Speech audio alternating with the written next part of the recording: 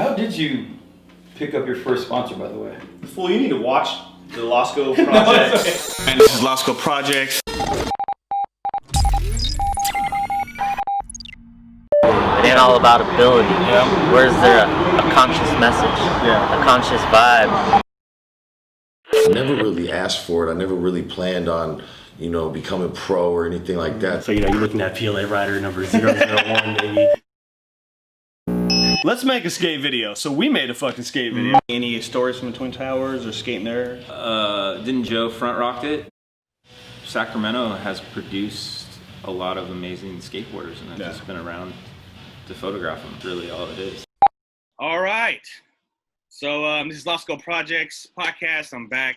I haven't been doing this for a minute, just because of COVID shit. I usually do it with people, but yeah, it's been kind of a crazy times right now for anybody. So Zoom is where it's at, and I'm talking to a real special person right now, Greg Smith, aka Schmitty, of Talking Smith podcast. He's a great dude, awesome guy. I knew him for like a real second, but hey, he's a real good dude, humble, and I'm glad he's doing this with me, and I appreciate you for coming on, man. No worries. Good morning. It's according to my coffee, it's 6:56 a.m. Shit. So while you were sleeping, we were podcasting. Hell of sleeping. I got up, dude. I was actually playing some fucking Black Sabbath just to get up. Oh, fire it up. Hell yeah. Dude, I had to fire it up. And my wife was like, she's like, what's going on? I was like, it's a good day. She's like, God, you're so hyped early in the morning. I was like, hey, you were Schmitty. You got to be hyped, dude. Fucking Friday too. How's the 916, man? I heard it's like 108 up there or something. Yeah, it's unbearable. This weekend I think I want to go to the ocean, or at least go to the Bay Area or something, because it's too fucking hot. So okay. You can't skate like here. We usually do it early in the morning, go skate, or skate late at night. That's it. That's all we got. Nice. Unless you're a psycho and you can skate in this weather. So I don't know. Yeah. Could be. All right, so let's get down to the questions. From Redwood City. Yeah. Did you hear that? Oh, sorry, I thought you didn't hear me. No. Oh, so you're from Redwood City. How was it growing up there and skating in Redwood City? Well, the welcome to sign says climate best by government test, so I'm going with that. You can't beat 75 degrees all year round. Mm-hmm. I think that, like, personally, I think it was, it was definitely a suburban town, but it definitely, like, helped me to, like, acclimate to, it was definitely not all white, let's put it that way, and I learned early that, like, that stuff didn't matter. And, like, there was a lot of Mexicans in Redwood City, and I ended up, like, getting a job at a restaurant, and I would just kick it with the cooks all the time. Like, there's a little area in Redwood City that's, like, basically Little Mexico, and like the bars, everything, it's like for them. And I just dove in, man, and I was like dancing cumbia and playing pool and drinking fucking Modelos and Tecates and Coronas, Tequila. with those. I learned early that tequila and me weren't working. So I never drank tequila after a certain New Year's Eve. I had a bad experience.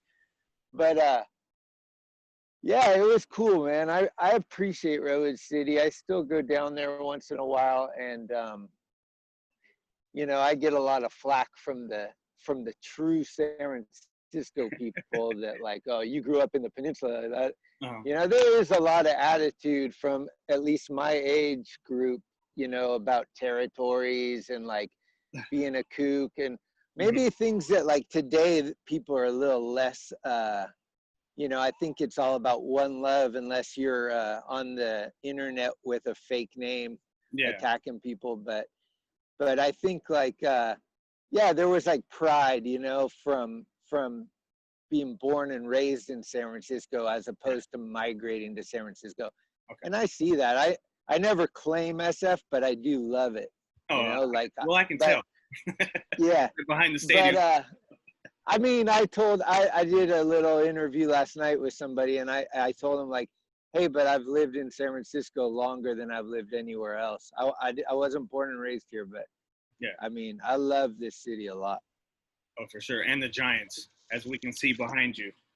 Yeah, So, yeah, I mean, I'm a couple blocks from the park, so this is my morning ritual, man. I wake up every morning at like probably around 6 a.m. I get it fired up and I hit Phil's Coffee, which is a block away. Okay. And I take a walk. I try to get 10,000 steps in before everybody wakes up and get back indoors. I've been taking the COVID thing pretty serious, you know, like wearing a mask if I'm out in public for sure. And just trying to stay away from people in general and just make sure that I'm doing my part, you know. So you're super safe and stuff like that.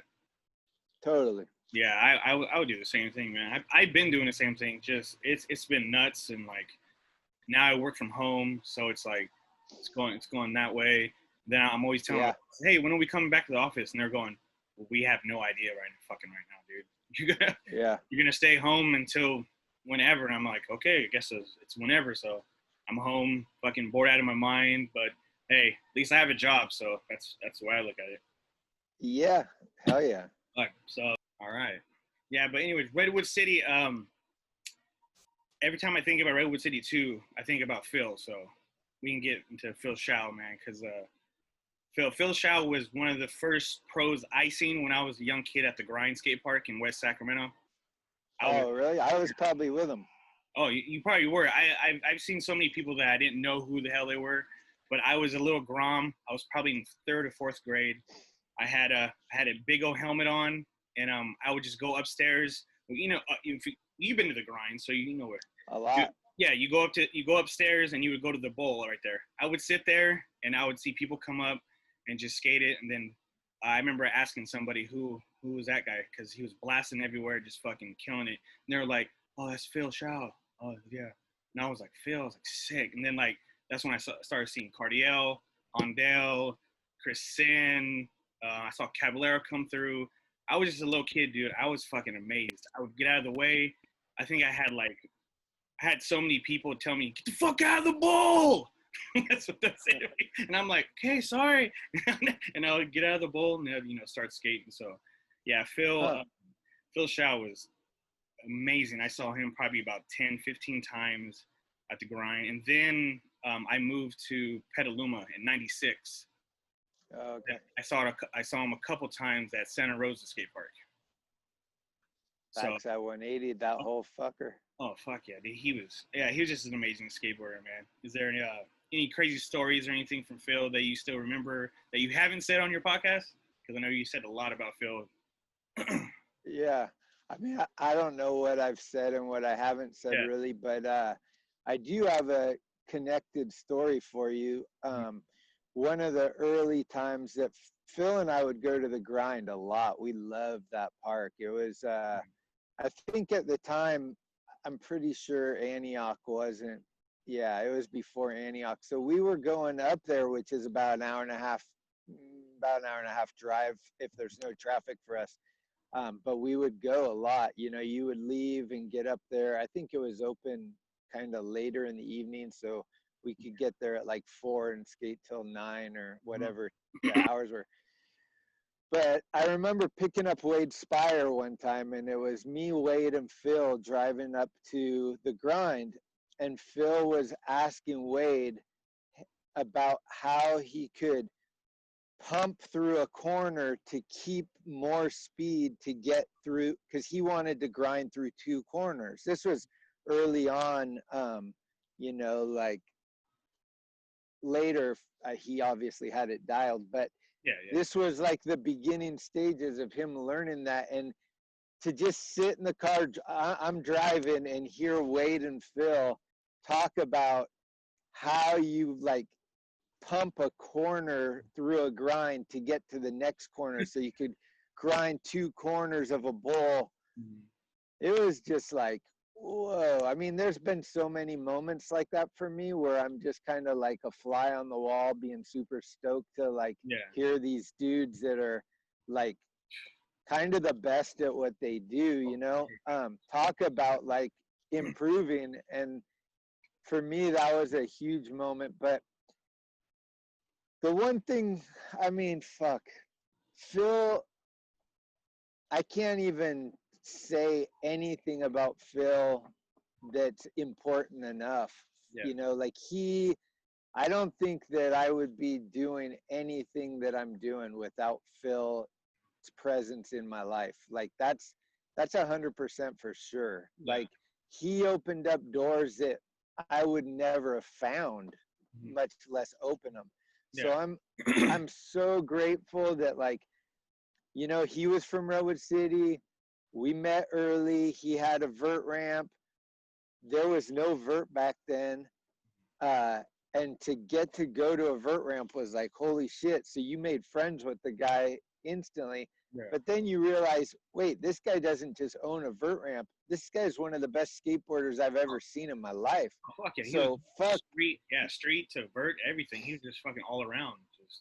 Yeah, well, this was before street. I mean, I knew him for a long time. And the thing about street is the funny, I mean, this is pretty funny to me, is Phil fucked up his leg before street skating. He fucked up his leg skating vert, and he was out of skating for like, I would say 9 months probably, right? And he was just sitting in his house watching Mike Carroll's part over and over in slow-mo, learning how to do like, okay, I'm going to learn how to do nollie flips. And he would watch it and he'd be like, I need to do it like Mike. Like Mike was the style. He was SF. Like he was the dude, like for sure. Right. And I remember when Phil like started skating again after that period, he had like all these tricks already. And everyone's just like,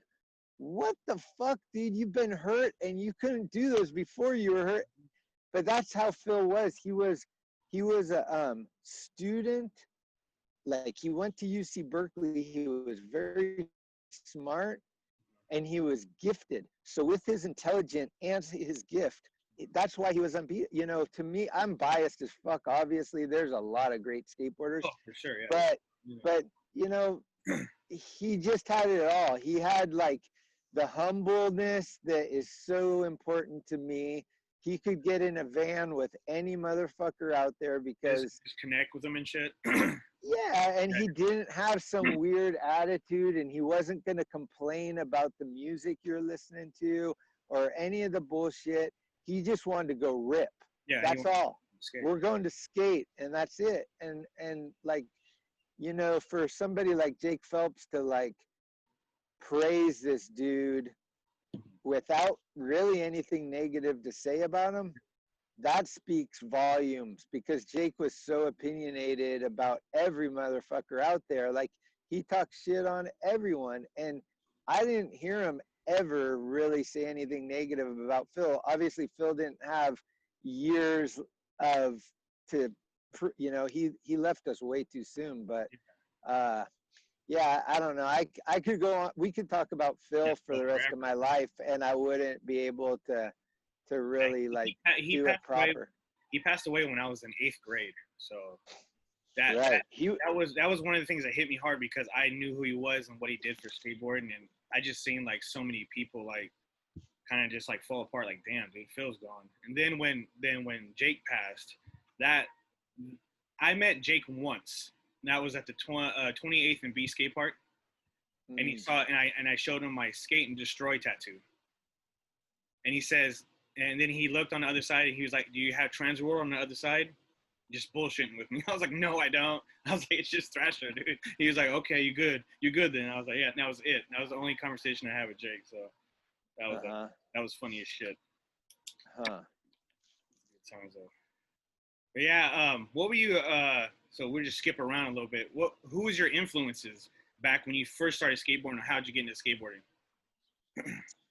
Well, I I grew up across the street from this family that had 4 kids, and the 2 oldest kids were 1 year apart, and the younger was like half a year younger than me, and the older was half a year older than me. So the 3 of us had a really good bond, and we got into skateboarding early, and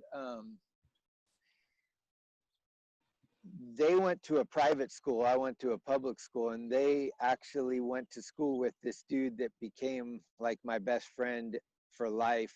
And me and him and those 2 guys, we all went to a skateboard shop. I don't really remember how it happened, but we went to go skate in San Mateo, and the 4 of us got paddle boards, and we each got like, I ended up, I always laugh. I'm like, I had the McGill. Yep, I did. But I don't know. It was a cool graphic. But, you know, like I had the McGill. One guy had a Lance. One guy had a Cab. And the other guy had the Tony Hawk. Like none of us were going to get the same board. But the Bones Brigade. Yeah. So that was it. We went in to go skate San Mateo. The guy sets up our boards, gives it to us. We all got them same day. It was pretty sick. And he's like, hey, there's a ditch up the street at the top of this street. Go there. That's where you want to skate. And we went up there, and it was this place called the Spillway. And it just like, it fucked us up, man. It was like the first time where we were like, whoa, this is so different than normal society shit. This is like, you know, dudes smoking, drinking, and just there was these, and there was these ramps that were built on the side, and they would just be like, it was intimidating as fuck being young and stuff, but it was like, all right, this is really cool. We need to get more of this. Like, this is what I want, you know? And so that was pretty much the start of it. And then I ended up working at that skate shop later in life, and those guys were like a huge inspiration and motivation for me. And working in a skate shop really helped. You know, it gives you an idea of what's cool and what's not from that perspective, which I think is really important. And again, I can't over talk about how important skate shops are. I think it's something that people really need to support, and you know, like go visit them, go talk to them, buy some shit from them so they stay in business.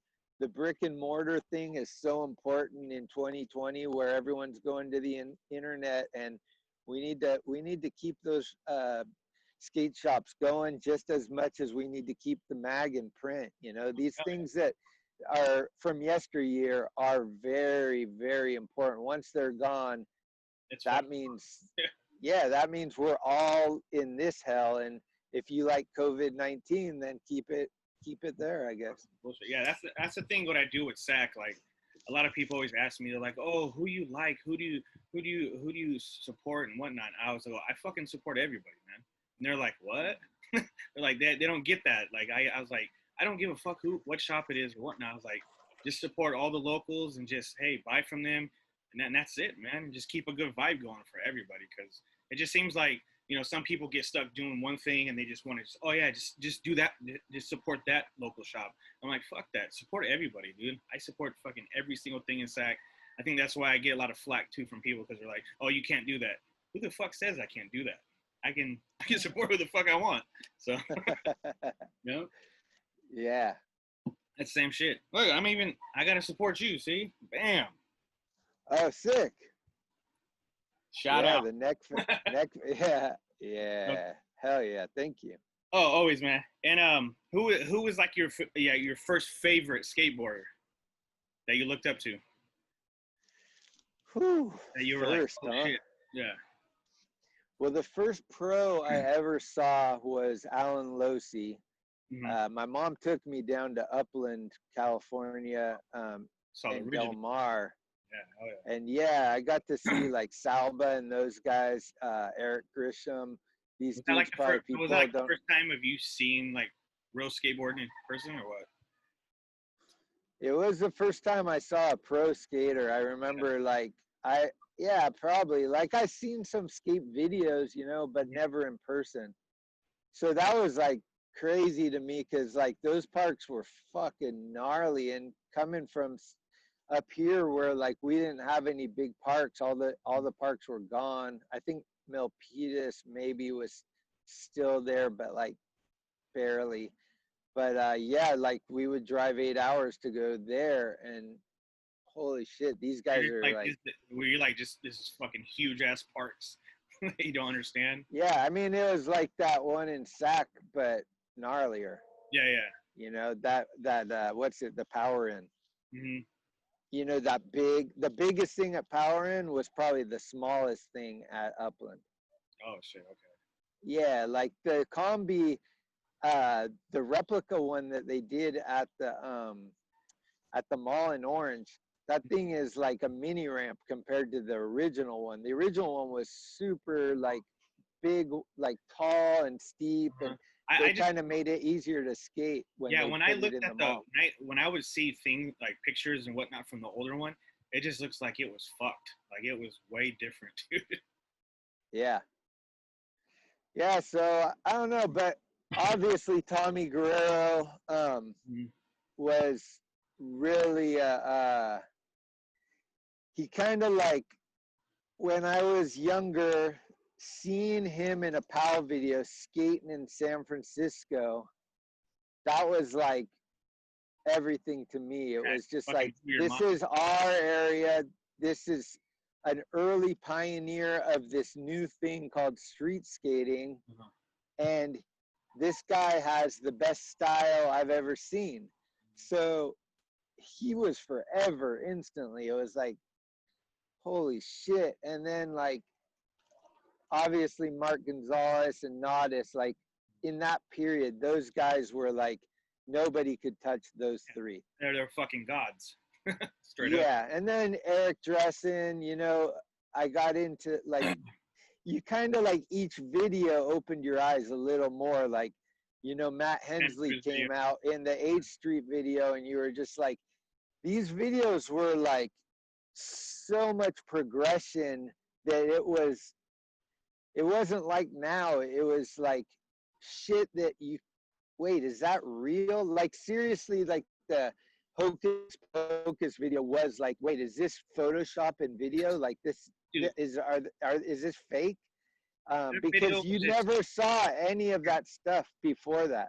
Oh, I just think that video Hocus Pocus was like ahead of its fucking time. You see people hitting rails and doing all this shit, and you're like, it's possible. Like, I think that's opened doors up to so many fucking skaters. Yeah. So yeah, I mean, but I don't know. I always was drawn to the NorCal vibe for sure, though. Like Cardiel, 100% later, you know, like it's just like the anti-hero dudes, fucking. I don't know, you know. But obviously, since I worked at Think, it was like Drehobel, Wade, and Phil. Those are like my dudes for sure. And then like meeting Jesse Paez and me and McKenny kind of like, we actually came up together really. Like he was, nobody knew who he was and nobody really knew who I was.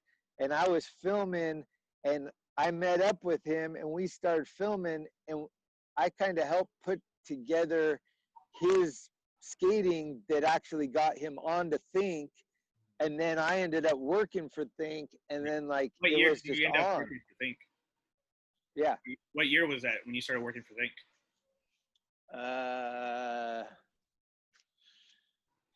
It might have been 93, I think. And then you were the main filmer for just Think. Yeah. Okay. So like I came into Think right at the end of Damage video, and Paul Zawanich was editing the video, and I got to meet Paul through Phil, you know, like everybody through Phil. And I kind of helped a little bit, but just kind of like saw what was going on with the Damage video, started filming those guys, meeting Drehobel, meeting Wade, and Greg and Keith and stuff, and then kind of got plugged in, kind of the same thing. Like Phil took off, McKinney got on. They were like, man, you're their bros. I started becoming really close with Zawanich. And you know, then it was just like it was organic. Like, you're the dude these guys like to hang out with and film with, so be the think dude, you know. Yeah. And we would go up to Sac though a lot, like Joe Sierra, Joe Price. What's up? I said I saw Joe yesterday. Oh, sick, man. That dude's rad. Is he still like into cars and stuff? Oh, for sure. Yeah, he's still ripping, dude. He's a beast still. He's a low key. Yeah. Yeah, Joe ripped. Joe rips, dude. But Matt Pales, you know, that's the homie. I don't know. I'm probably forgetting some, but I mean, to this day, people look back at that team as like, it had everything. It was an all-terrain squad, you know, like beast. They could hit rails, transitions. They would blow your city out no matter what you had. Hell yeah, I had thinkboards too, man. I had like 4 or 5 of them when I was a kid, and I loved that shit. I used to wear the shirts when I was in Petaluma. It seemed like Petaluma and Santa Rosa had a lot of think shit, because we were wearing this stuff all over in Petaluma, and that's where I had that and Phelper boards, and that was it. Well, Joel Price lived in Santa Rosa, so maybe, I don't know. Yeah, I grew up in Santa Rosa skate park, so I was there. Saw Tony, Drill, and all them skating there when they were younger. That park. Okay. I skated Petaluma a little bit, but Petaluma was just, I don't know, I just didn't really like that park too much. Park, right. It's kind of boring after a while. Mm-hmm. Yeah, so so you filmed for Think, and then when did it transition to you going to Thrasher, or meeting like Phelper and Costco? Well, going ahead. Basically, Phil died, and I went to Thrasher to, like, I think it was like a day or 2 days after he died. I went up there, and we all got together, and we're like, Jake had come. So Phil died on a road trip. They were going to Burnside, and he was with Jake and Luke, and Diego, and those guys came back to SF. And when they came back, we all just gathered around to figure out what the fuck happened and all that shit. And Jake came up to me. He's like, "You're gonna work for Thrasher now." And so Phil was going to work for Thrasher, right? What's up? So Phil was going to work for Thrasher. Phil was being groomed to be the editor after Jake. Okay. Like, Jake loved Phil, and he was like, "I want you to be the guy after I retire." But I mean, they were thinking years down the line, you know. It wasn't anytime soon. Phil was writing, and he was going to school, so like I said, he was a real smart, intelligent person. And he understood Jake's humor and his ethos and everything. So it was like, this is the dude. It clicked. Yeah. What year was? So what year did you start working for Thrasher? That was 98 when 98. Phil died. I think Phil died. I want to say he died August 23rd, and I think it was, I should know this, but I think it's 97, and then I started at Thrasher February of 88 or 98. So 98, okay. Yeah. So I believe so. Yeah, so you've been there for a while.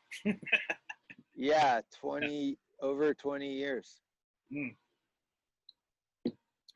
Yeah, so how was it filming for Thrasher, and what was your like first video with Thrasher filming for them?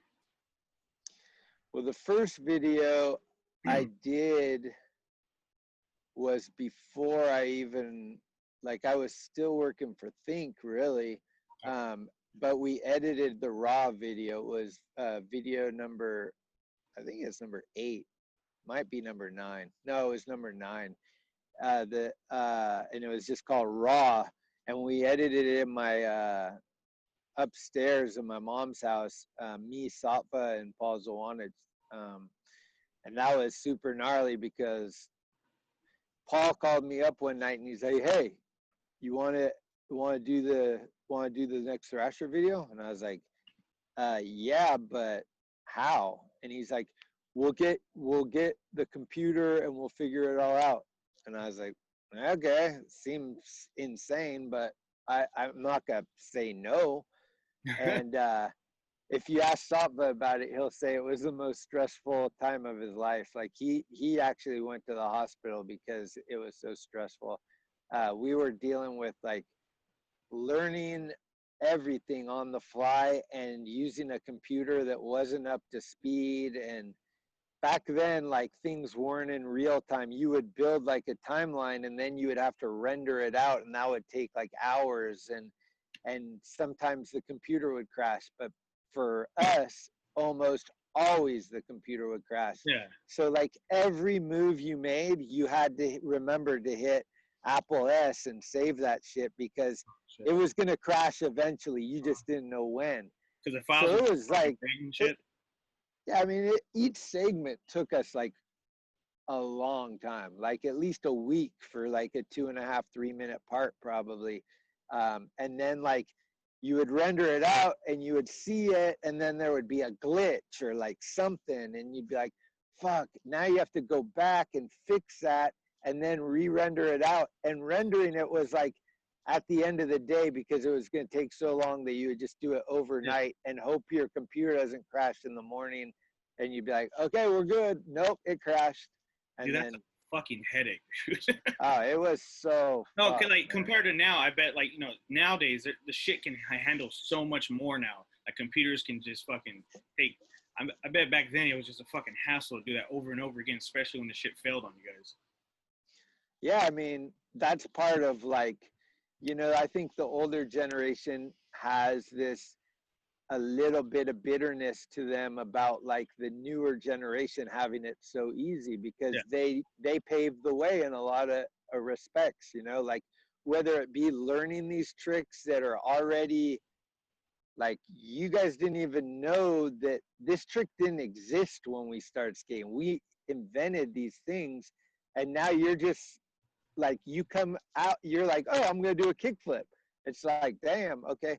And like for filming and editing, even more so, it's like that, like that you can do it all on your phone now is insane. Yeah, super fucking easy. Yeah, super easy. Yeah, so it was just like, you know, but I wouldn't change it at all. Like it was cool to like have all that time to build this passion and to stick with it, where other people would fall off and you're like, no, man, I got the fire. I need to do this. Yeah, and get like it out to people. it just it was more of a proving ground, where it's like in today's world, I don't know if a lot of people would have made it through that. They would be like, fuck, that's too much. Like, I'm going to go do something else. I'm done with that shit because it's so hard.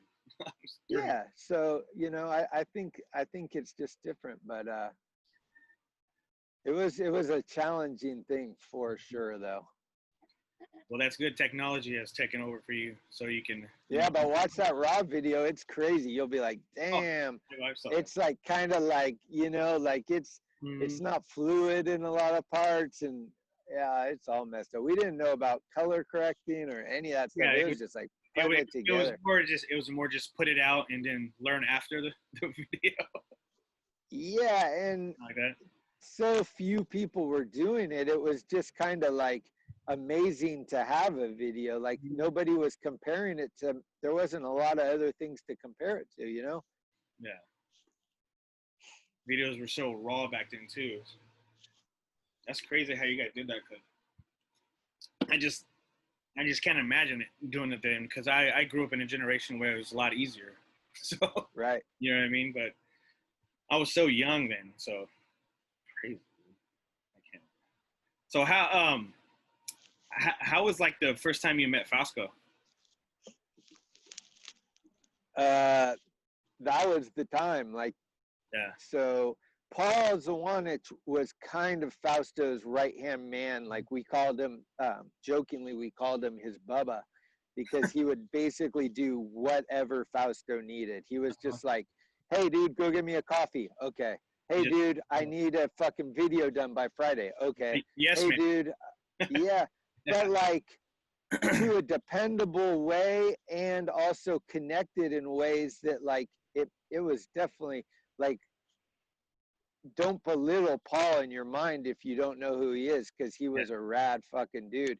And he actually, like, there's a lot of people that paved the way for me, Phil being at the top, but Paul was right behind him. I mean, Paul did a lot for me, and just him like calling me that night and being like, you're the dude I think can do this video.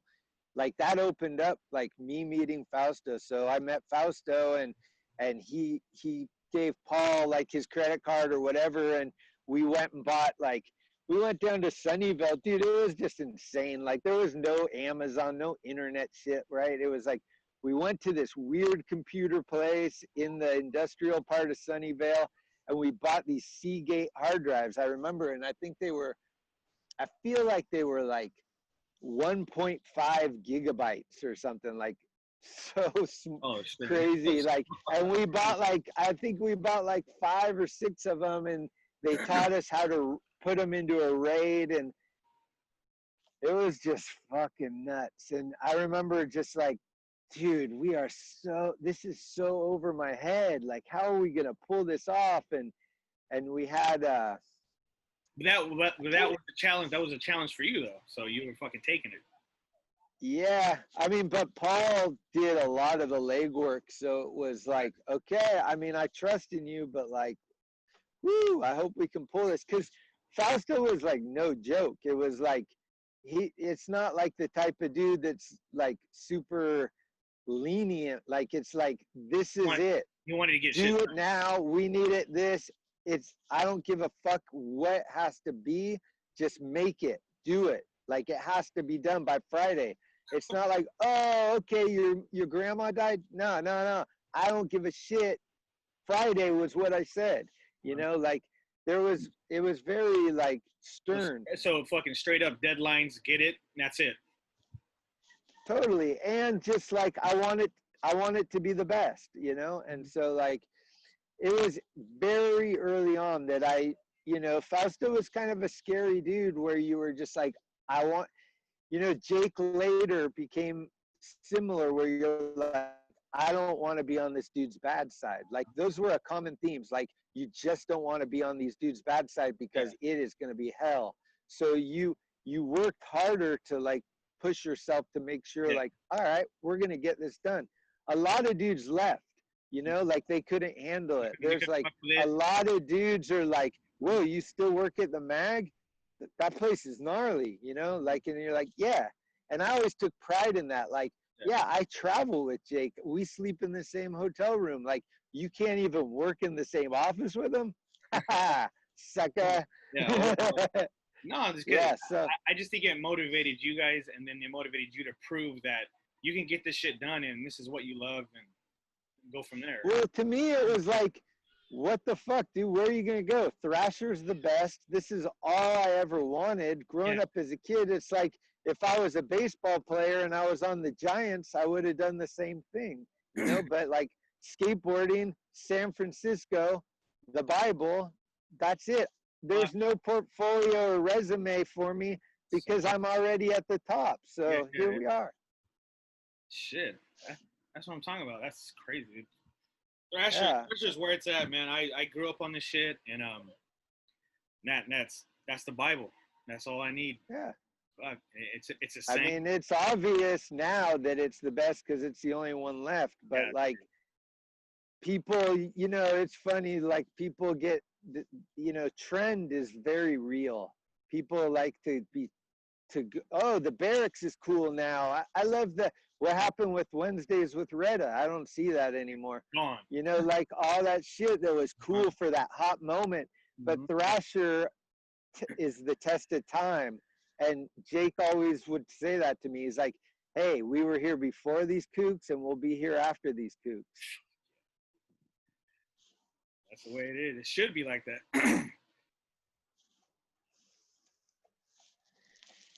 Yeah, so I don't know. You know, we got pride. Yeah, the pride is always there, and it's gonna stay there. Oh man. So going to filming Waldenberg, because I want to get to that, because you know Miles Silvas is our Sacto Loco that kills shit. How was yeah. that? How was it that day, filming him doing that switchback hill? You mean those days? Because Yeah. we went there like 5 days. Oh, 5 days. Yeah, there you go. Love you, Miles, but that first day I thought it was on because, Yeah. to be honest, when was the last time you seen Miles struggle for anything? When I see him skate here, not too much.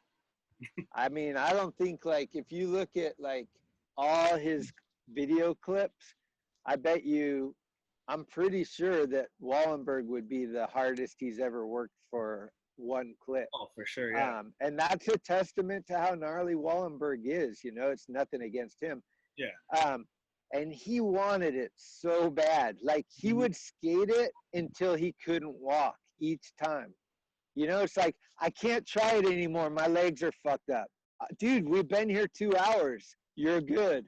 But he wanted it because what was crazy about each time was, for some reason, maybe it's the type of dude he is, but each time he went there, he had to put it off till it was the last possible day to get it into whatever video he was working on.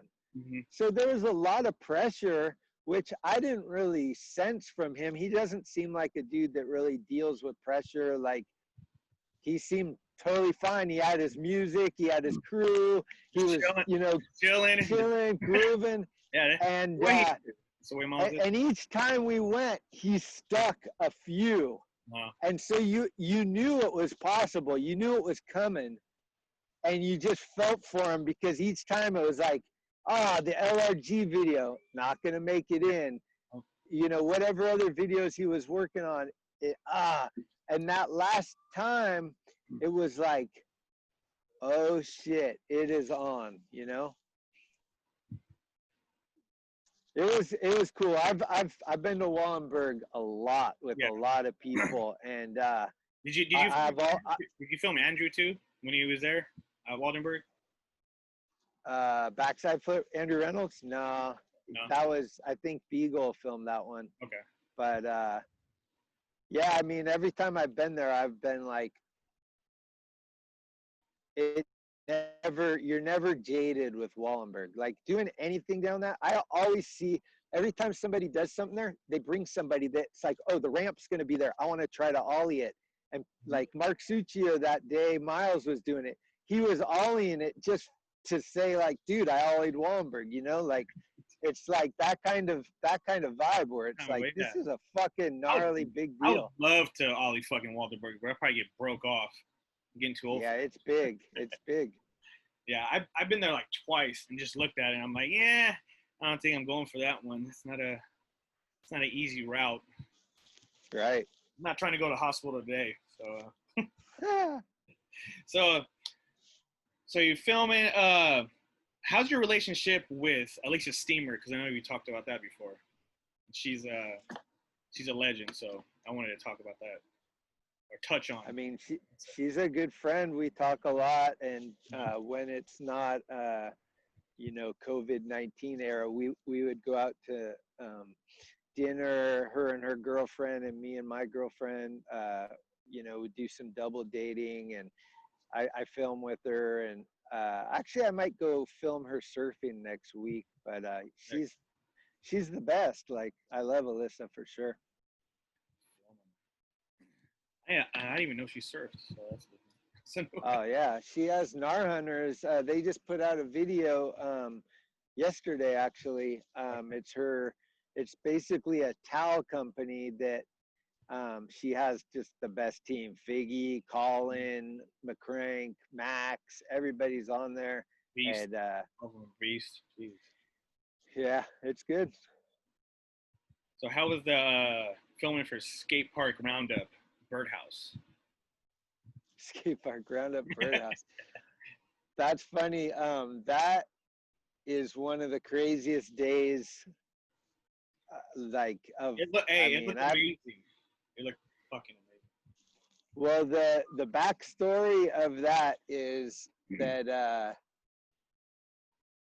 I woke up in the morning and I met Jake and Preston at the plant, like we did every time. We'd meet up at the plant. We'd have our fucking probably a morning beer and head to the airport. You know, the skate park roundups was like almost always in Southern California, and we would fly down there, and either Burnett or the marketing goon, Sipnewski, would pick us up at the airport, and then we'd go meet the team at the park. Like, and on this Birdhouse day, it was fucking insane. It was pouring rain in San Francisco, but super nice down in Encinitas, right?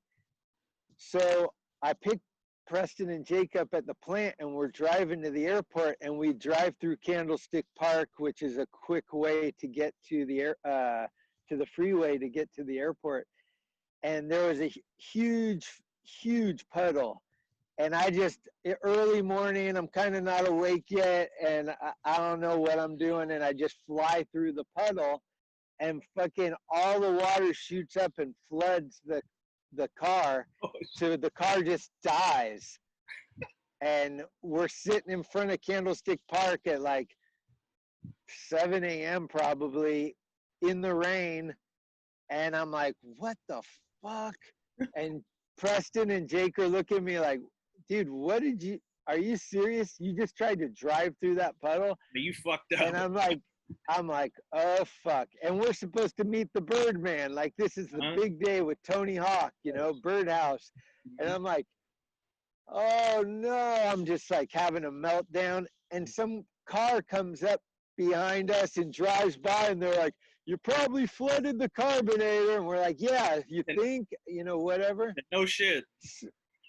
Somehow fucking I start the car back up. It starts up, and I drive out onto the freeway. We're like, we got it. And right when I get on the freeway, the car dies again. Oh my God. So I'm pulled over onto the side of the freeway, and dude, this is what makes you think like, okay, I'm blessed by something, because what the fuck? Yeah. A tow truck pulls up right behind me, puts us in, and drives us to the airport. Oh my God, I got lucky as fuck. And we tell the guy, okay, take the car to the shop. We're out, and we make the flight by like 5 minutes. We're like, we like are just laughing our ass off, getting on the plane. Like, we made it. How the fuck? We get there, you know, and Tony Hawk looks at us, and he's like, you know, we'd been drinking pretty good by this time, because it was just like celebration time. Mm-hmm. And it was like, man, I heard your guys' story. Like, oh shit. And then it was just the best. Like, Jaws ollied off the vert ramp into this crazy thing in the back. And that day will go down I'll never forget it for that reason, and then for the skateboarding reason, which is we're on top of the vert ramp, and I'm filming Jake with the fisheye, and Jake is like dictating every trick that Tony Hawk does. He's like, do a Madonna. Tony Hawk does a Madonna. Do a Christ Air. Tony Hawk does a Christ Air. I want to see the Phillips 66. You know, on demand. It was unreal. Like, that was forever. There's like moments that stick out that you're like, man, there's so much shit that you're blessed with, but that one to me will be like major memory. Fucking hell. Tony Hawk listened to Phelper's request like a jukebox, delivering it like a pizza. I mean, come on. Fuck yeah. It's like, do this now. Well, that's fucking He's so damn good he is.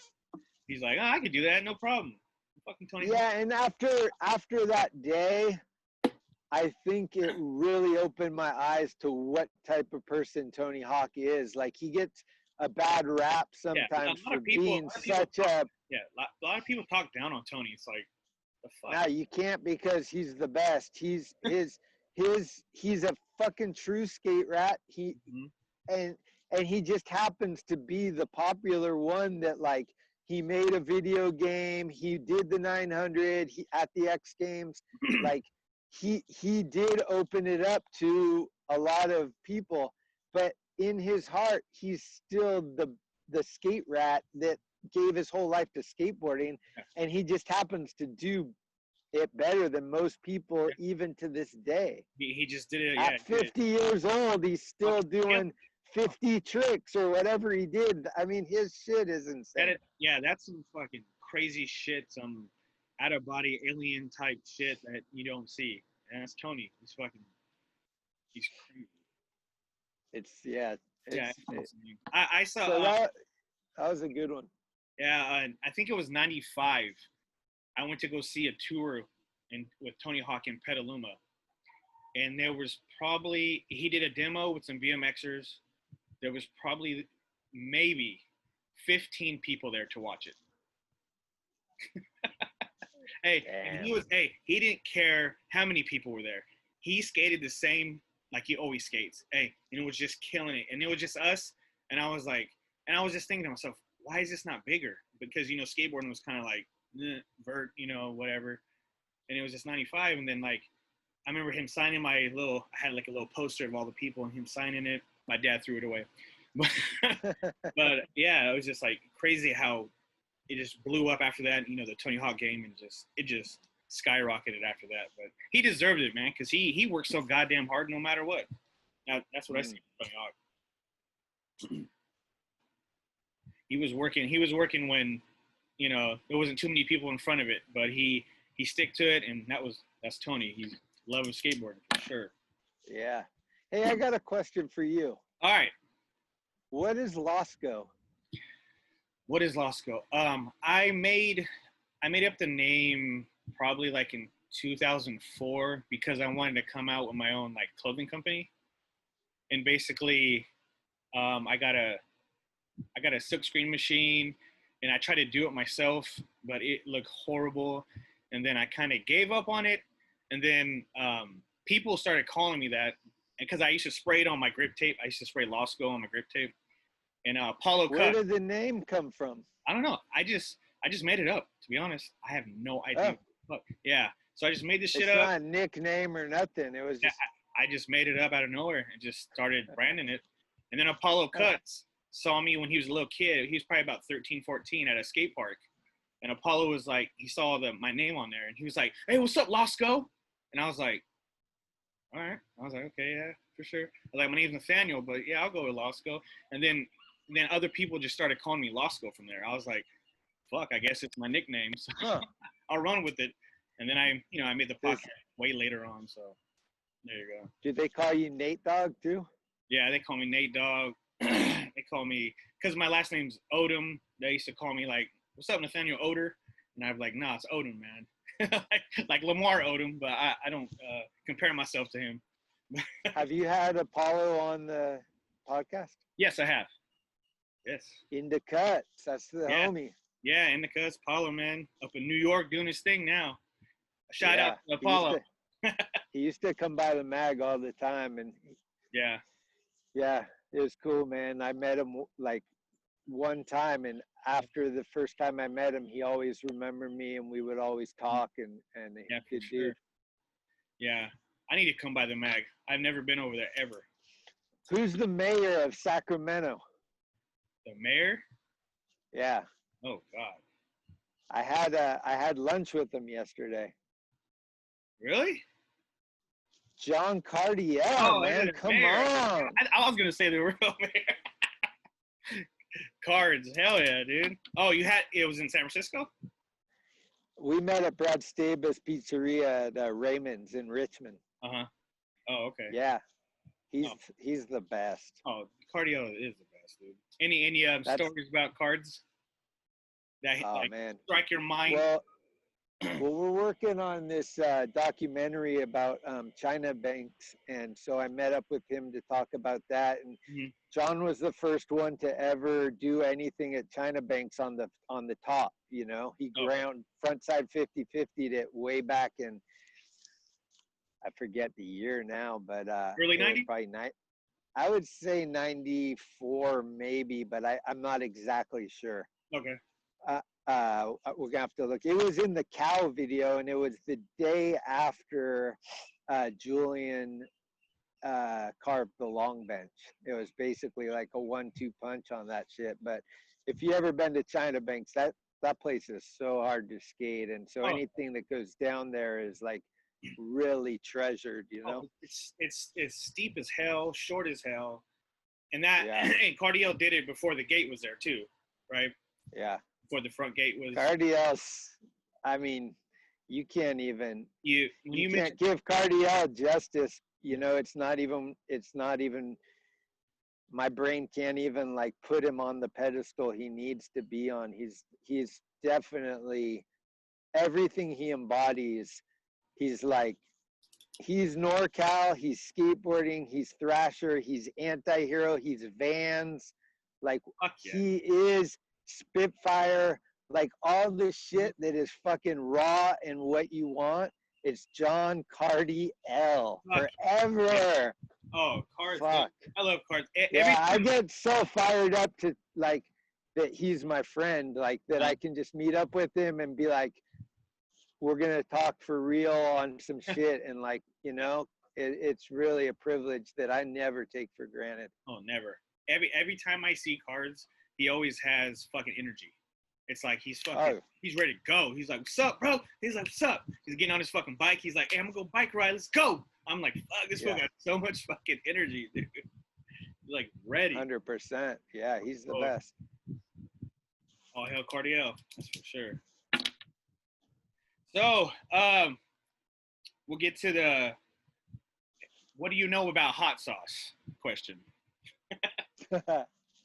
Oh, shit. Funny you should bring that up because I just got delivered this morning, hot off the press. This is breaking news right here on LOSKO Projects. Feel me? From the 415 to the 916 via Zoom. Let's go. The coffee is officially kicked in. I'm ready to go McKinney on you. Oh, God. Check this out. Brian Siever. Shout out. Brian Siever out in fucking Lancaster, Pennsylvania. He made this graphic for me that came in this morning for my new hot sauce that's coming out through DAWGPOUND. It's going to be a green salsa, green hot sauce with tomatillo and garlic. Oh, shit. It's banging. We're hoping to have it come out before Christmas. I think Thanksgiving, we're trying to shoot for Black Friday is what we're really trying for. But it should be out in the next, 3 months or something. And I'm dude, what? Like OJ gave me a wheel and I was like, this is insane. But to get my own hot sauce, I'm like, hot sauce gang. Got the hot sauce. I mean, come on, man. I don't know. I need to grab some of that, put on my burrito. It's over. Oh yeah, it's so good. So the dudes came up and they gave me a sample of what they're working with, and I was like, it's fire too. It's like, you know, it's a little, I told them, like, can we tone it down just a tad because this isn't gonna work for like a lot of people. But we're gonna make it, you know, so you remember it. It's not gonna be no mild salsa, that's for sure. Yeah, I like a little. But DAWGPOUND's this shit, man. They're coming out with like, they got an Andy Roy one already and a Dwayne Peters one, and then they're coming out with like I think 2 or 3 other ones, and then mine's gonna come out, and I'm just like, oh man, I don't know, it's crazy. I'm pretty hyped though. That's fucking sick. I'm gonna get some of that for sure. I need that on my burritos in the morning because I'm a Tapatio man. I love Tapatio. Sick. I'll put that shit on anything. I'll put that shit on breakfast burritos. I'll put that shit on spaghetti. Really? I'm serious. I've done that shit. Okay. My wife gross, but hey, I love. Yeah, it's habanero, tapatio, garlic. I mean, it's banging. I think there's a little citrus hint in there. Okay. It's gonna be good. Good shit. Yeah. For me, it's important that my fucking Latin community embraces it. You know, like I said, I grew up in a in an area where like I had a lot of Guatemalan friends, a lot of Mexican friends, and I want to give those guys the sample before we go live and say, did I do it proper? You know, that's the gringo asking the right culture, like, don't cancel this culture, baby. Don't cancel this culture.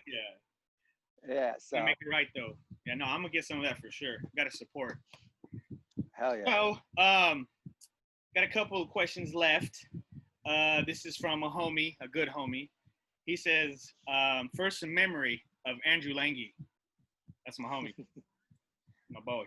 Lange, he's from the fucking, Shout he's out to from Lange. Redwood City too, yeah. I would say,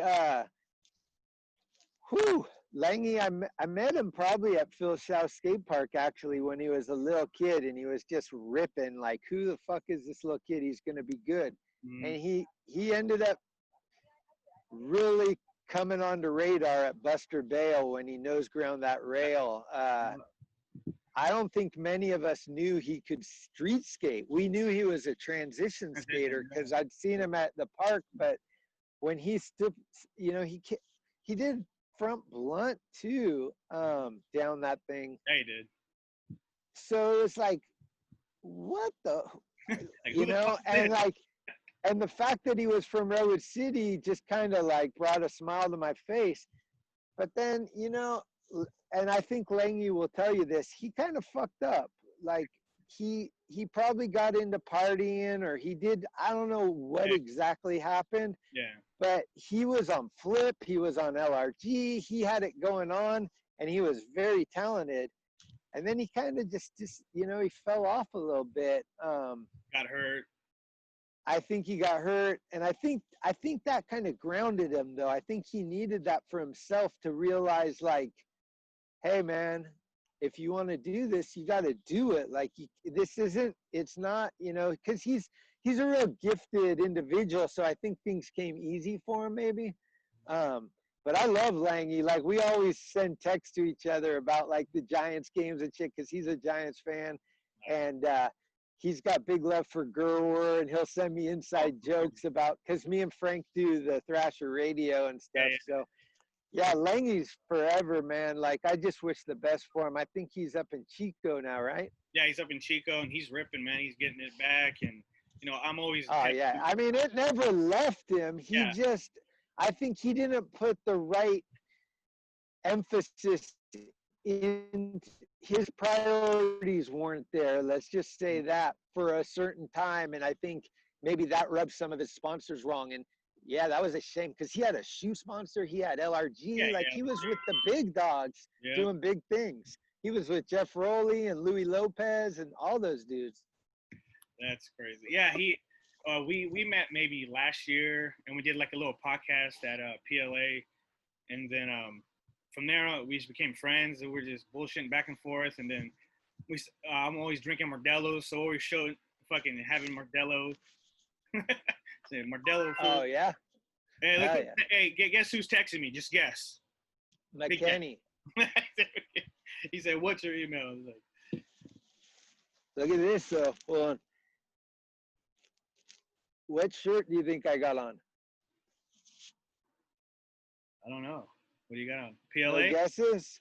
PLA? Oh! Can you see it? Is it PLA? I can't see it. Oh, it is. Yeah.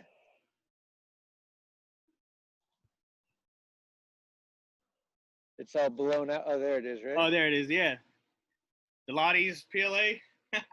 Yeah, I bought like 12 when the Lotties started making those skate shop shirts. I bought like 12 of them. I was buying 1 or 2 each week and collecting them, and now I just have on my dresser just those shirts. For the COVID era, I'm only wearing those in rotation, because that's like the epitome of support for the skate shops. And the Lotties dude is so sick. Yeah. And just all that stuff is, I don't know, I think it's important. Like I said, they did a lot. You gotta support the skate shops, and so I've been doing it. And big love for PLA and Atlas and fucking Skateworks and all the skate shops. Ignition, all these people, they've actually been like supporting me a lot, and I'm just like, dude, I want to support you guys. Yeah.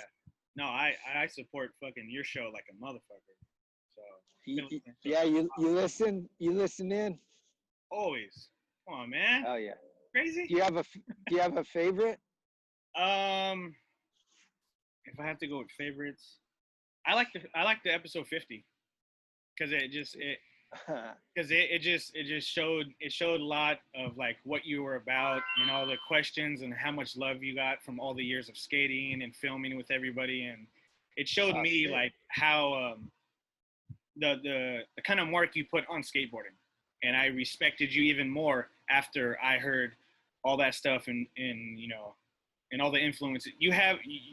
You know, I don't know if you know, but you do. You have an influence on people, and I appreciate that. And you make me want to do my podcast even better now, because you know, ever since I listened to yours. So that's what I'm saying.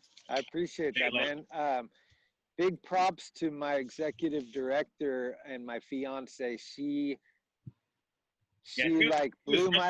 blew my mind on that. She did so much research and connected with a lot of my friends that she didn't really know, but she just did the work to get to them and get questions from them. And she took me on a magical birthday trip to Hawaii. I mean, I was kind of emotionally in tears like through that whole thing. It was really special. So that was awesome, man. I don't, to be honest, like even doing this with you, like it's not my comfort zone. I don't really like to talk about myself necessarily or, you know, whatever, but I'm getting more comfortable with it. And I think it's important for everybody to embrace. I'm just really awkward sometimes, but I try to just focus on questions and like, you know, it's a learning curve for sure, man. Fuck. Well, we got to mention McKenny because he is my inspo. He love you, he McKenny. texts me every morning with like a little bit of fire, you know. He'll be like, hey, did you put this in? Hey, you gonna do that? Hey, dude, who's next? Who we got? Oh, you know, he's so fired up, and that keeps me going. So big love to the 650 Tim McKenny out there in Half Moon Bay, but I think it's more like Montera or something, really. To be honest, I think. Oh no, he's in Pacifica. What am I thinking? He's in Pacifica. That's right. He's always at that ramp. Oh, what happened? Whoa. Oh, what happened? I don't know. Anyway, that was crazy. Yeah, shout out to McKinney. Shout out to everybody. So any last words and shout outs? Well, definitely shout out to my fiance, Cheryl Camisa. She's the love of my life, and she's really helping me stay positive and get through these tough times. I don't know where I'd be without her. Like, I'm so blessed that I discovered her and we got to, you know, have a relationship, and now we're planning on getting married. We're going to Big Sur to look at wedding locations. Fuck yeah. Congrats, I'm blessed in a lot of ways, and that's at the top, you know. For there's too many shout outs. Always Peace Stone forever, Jake Phelps forever, Phil Shao forever, Hubbard forever. Like, I miss those dudes like every day. I swear to God, this ain't for to sell more fucking wheels or grip tape or whatever some of these companies are doing out there. This is because I worked and lived with these dudes. Like, they are my friends, and family. I miss them. I miss them a lot, and it's tough, man. Every day I think about, you know, I go to Thrasher like during when it's not the COVID. I go into my office, which is right next to Jake's office every day. And Jake's office hasn't been changed. It's still got his stuff in there and everything. So that's awesome. Huge shout out to Thrasher, obviously. The Vitello family has been the best second family a guy could ever ask for. When Fausto died, I was in the front row holding Sally's hand to get through it, and Tony's been like a younger brother and now my boss, you know. And then Gwen Vitello is Fausto's wife, and she's just been so awesome and instrumental in my life, helpful on so many levels. And just the fact that they let this old man still work at the mag in a youthful culture, I feel blessed. And I count those blessings every day. Yeah, man, I don't know. I'm probably leaving, like, you know, you could sit here and go Jim Thiebaud and thank like the whole world. I always wanted, if you ever look up Jim Thiebaud's video part in the Santa Cruz video, at the very end, he's sitting on a curb and he's like, I want to thank, and he starts thanking all these people. And I always like laughed at that, but now I'm thinking to myself, like, that would be me, because there's so many people, like the list goes on and on and on. Every person that's ever let me film them or like help me in a way, you know, like Rob Welsh has been a huge help for me early on in the podcast.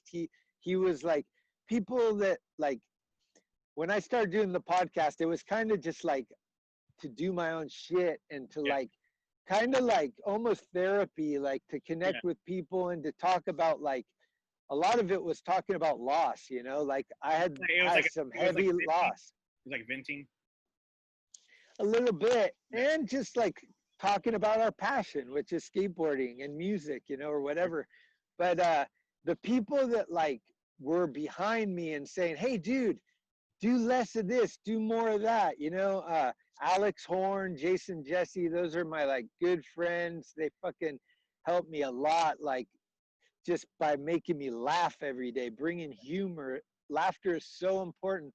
I saw on the internet last night, I want to give a shout out to anybody that's against cancel culture. I want to give a shout out to you, because fuck cancel culture. Fuck canceling anybody's livelihood, man. Just do your own thing. That's what I say. In your fucking lane. Yep.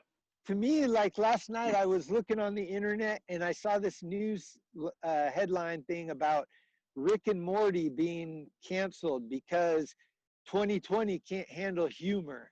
And I'm just like, Rick and Morty is the best shit ever, dude. And like, why do we want to cancel stuff that makes us laugh in a time that's so depressing? Like, think about what you're doing. You want to cancel everything so you could just jump in a river and fucking tie a cinder block to your ankle? Like, what are you guys fucking doing? Just do your own shit. Don't worry about what so-and-so did in 1983. Think about 2020, who's who now, and what's going on now. And let's improve, let's evolve, and let's focus on positivity. Fuck the negative shit. As McKinney once told me, this is the year of empathy. And let's keep it to that. Let's fucking be empathetic, and let's fucking love everybody and just evolve, and quit focusing on the negative bullshit that's not really relevant. Like, yeah, that guy fucked up. Guess what? You fucked up too, but no one cares. No one cares about Indy 169 on the fucking slapboards, or like My Name's Butthole, or like all these dudes that are behind fake names. No one knows who they are, and they want to attack people that everyone knows who they are. Oh, I'm going to go after Tony Trujillo. I'm going to be the hero. Who are you? I'm Burnt Toast 153. Fucking nobody. Yeah, exactly. Fuck off, you know? And I'll stand to that to the end of time. Like, I'm trying to do the best I can, and I've made a lot of mistakes, and I've fucked up. And I may have just fucked up on this podcast and said something. I don't know. But all I can tell you is I'm talking from the heart. And true shit. And so, like, if you want to attack me, come to my, you know who I am, you know where and same with everybody. It's like, why do you got to talk on a message board about people that you know how to contact them? Hit them up. Because I bet you they'll respond. Everybody's got Instagram. DM them. Hey, dude, why'd you do that? Okay, I'll explain. Find out. There you go. Find out. Fuck it. Let's like you just want to jump to it. Oh, this dude did that. Fuck that dude. It's like, nah, fuck you, dude. Hey, You don't even know. yeah. You don't know what people are walking through till you've been in their Yeah. shoes. And then make an Instagram and then hate on that person for the whole time and make everybody else do it. That's what And you're a fake ass. Nobody knows who you are. You're not even an entity. You might be a bot for all we know. yeah. You're you're something in Indonesia that some dude made that's just going into people's accounts like some fucking worm, dude. It's just like, that's ruining our lives. And you're also gonna cancel all these interviews because people are gonna be too scared to say anything eventually. Yeah, Like, be careful for what you wish for. That's what I would say. Sure. And wear a mask out there, baby. Yeah, because it's fucked. Fuck COVID. This is real. Like, COVID is real. This shit's real. Conspiracy theories and flat earth believers, take off, man. Fuck you. See ya. So we need that. Yeah. We just need to So nip it in a bud that's it. so we can have more fun in life. Fuck. That's basically it, man. Listen to good music that inspires you. Listen to comedy and watch comedy to make you laugh. What you need is energy and humor. Those are the two most important things in life. Yep. And love, 3. Yep. Gotta have it, Make sure you treat your woman well, Mhm. because she's gonna treat you well, and that's Hey, you can't replace that. If I didn't have my wife, I'll be a fucking mess. That's all I have to say. She And- straightened me out, and she's done great things for me, and this is the way I am right now. So it's good. And my last advice would be careful with coffee, kids, because it will get to you eventually, and it'll fire you up to a point where you might say some shit. We started this shit real slow, but we got better later. Hey, and I want to give a special shout out to my homie out in Sacramento, Jeff Landy. I see you with that beard. Definitely. What you doing with that beard, dog? I see you out there. Landy. Old Landy. Yeah, Judd Hertzler. I got love for the 916. I need to come up there. Matt Rodriguez. I did an interview up there with Matt Pales, and that was about it. I'm ready to come up there and do a weekend and hit up a lot of, like, where's Henry Sanchez at? I see him talking a lot on the Instagram, but is he ready to come on the podcast? Come on, let's do this. Yeah, for real. Hey, whenever you're down here, hit me up. Go ahead, drink some beers, chill out. Just hit me. I'm here. Yeah, man. I mean, I'm sober now. I will say that I'm 3.5 years sober. I'm not drinking anymore, but I'm not anti. Like, I'm not a hypocrite. I lived an alcoholic life for a long time. But I'm down to kick it with soda and bitters and get a river day. I need some river days. I need some.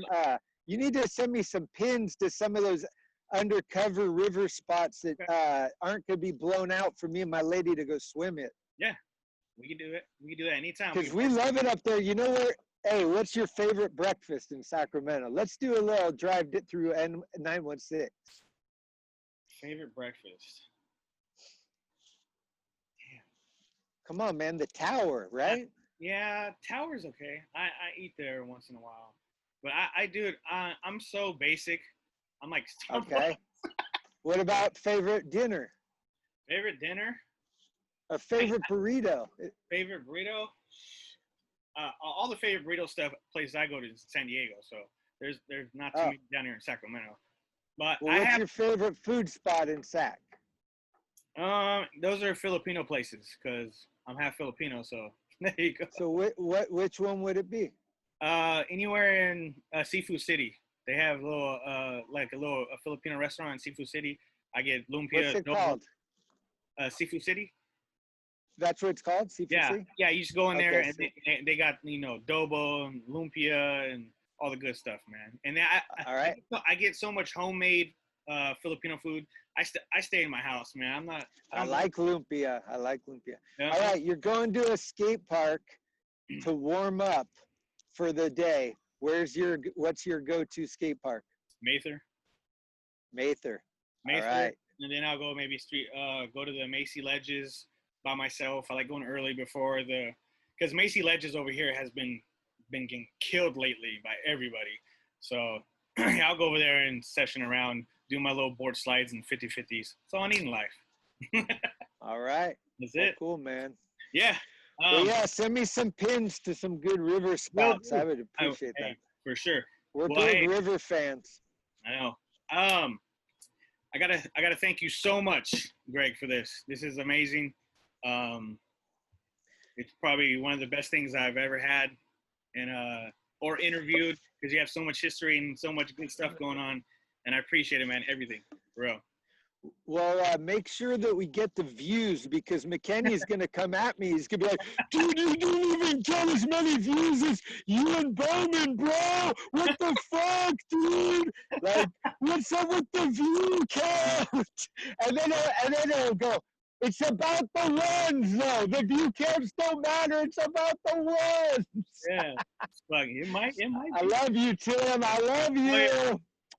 Salam. For real. Anyways, hey, I'd like to give a shout out to the people that support my show too. Esla Boom, PLA, American Cream Company, DAWGPOUND, Skate Shop. Love all you guys. Love you, Greg. Love you, Thrasher. Love all you guys. I appreciate everything, man. And stay humble, stay safe, and we out. TalkingSchmitt.com. Check out the podcast every Tuesday, 4:20 a.m. This Tuesday. Hey, when's this coming out, by the way, before we leave? Next, what's today? Oh, let me get my phone. Let me see. I think it's Friday the 12th. It's not the 13th, is it? No, it's the 14th. I will have it out probably Monday or Tuesday. Like in a few days? Yeah, I can do it this weekend. I'll run it. All right. Well, then I would like to make a plug right here. Because this Tuesday on my podcast, I got the little man from down south, Pancho Moeller, and the king of shout-outs, 650's famous Timothy Donald McKinney, with a first impression. But we also got a new little skate segment, because we're trying to like hype up our YouTube. Mm-hmm. And it's going to be Tim and Eric's fucking awesome show with Tim McKinney and Eric J. You won't want to miss this, kids. Yeah. Yeah. Thank you, man. I appreciate you. You're always chiming in, and I see your love and I see your support, and it means a lot to me. Anybody that wants to criticize it, I love it, man. Please tell me how I could do better, because that's all I want to do. Yep. If you don't learn or get better each day, you had a bad day. Yep. And I'm not the best at what I do by far. and I'm willing to hear how I could make this a better product, So please let me know. Tell me what you like, tell me what you want more of, tell me what you like, don't like, and let's carve and create together, man. That's what this world's about. Oh yeah. Yeah. And Jeff Landy, that beard, it might have to go, baby. You got a cute face, man. Come on, bring it back. All right. Take care, man. Cheers. Yeah, you do. Peace. Peace out. The L, the O, the S, the K, the O.